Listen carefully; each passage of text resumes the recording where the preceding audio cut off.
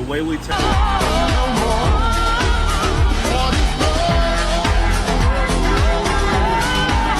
if the brake fluid is bad is we use one of these. There's a test fluid.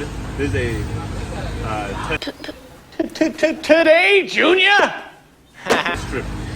Right now it's for both coolant and brake fluid, which would be the same process here.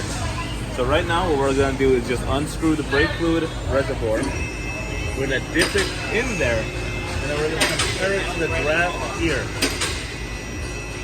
Once we do that, we'll know if it's still good or not, and if it needs replacement.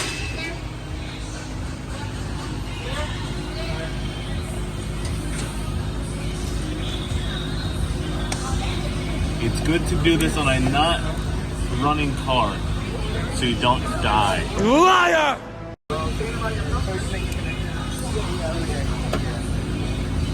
We'll put that back in later.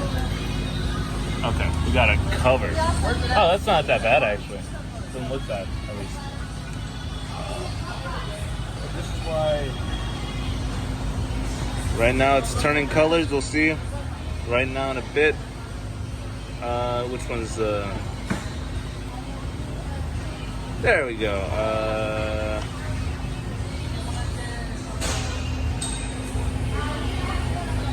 I think it's still pretty good. I think it's actually real good. Look at that. It's a 0. So we need to replace the fluid. Good job on doing your maintenance. Yeah, no, it's fine. It's real good. So why would you want to replace coolant or brake fluid? Brake fluid is hydroscopic, meaning it could take in all the water, like a lot of water. It could ruin the brakes itself, causing it to have corrosion, copper corrosion, all that stuff through the lines. But why would you want to replace coolant?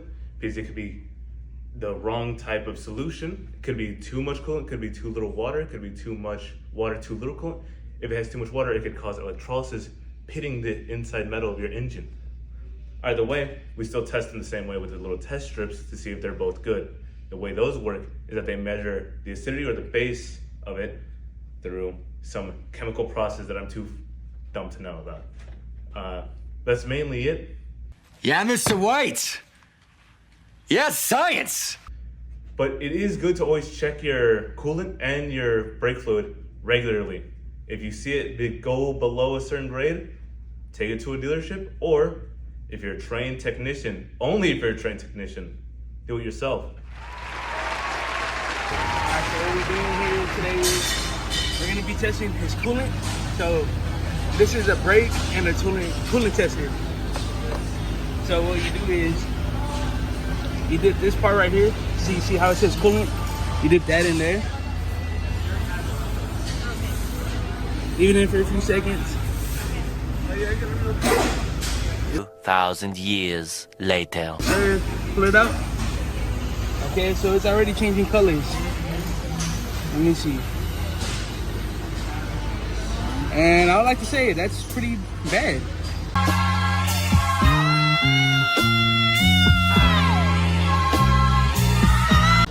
I'm not gonna lie. You might have to get a coolant flush. Yeah, baby. That's what I've been waiting for. That's what it's all about. Woo. Alrighty, so once we got this tool hooked up to this hose, we need to loosen up our bleeder screw, like such. And once that's securely on, we're gonna turn on the pump and we're gonna watch the fluid come out, see if any air bubbles are popping through the fluid. And then once we see that the fluid is clear and that there's no bubbles inside of the system, then we can tighten that screw. Then we can take this off and then do all the other cores. So we'll go ahead and turn this on. Might need to loosen this a little bit more.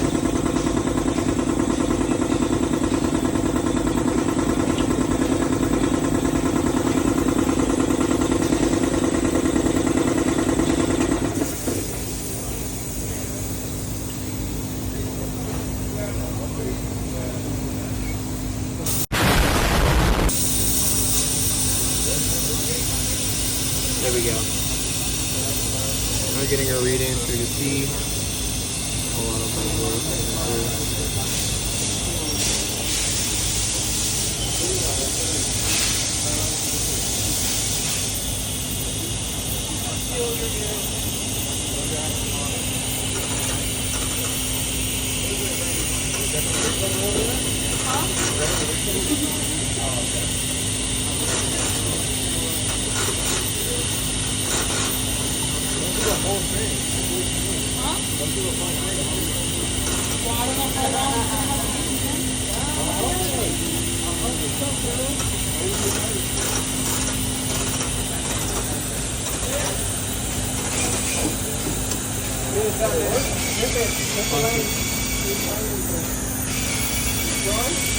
And once we got that fluid out, we're gonna cut off this pump.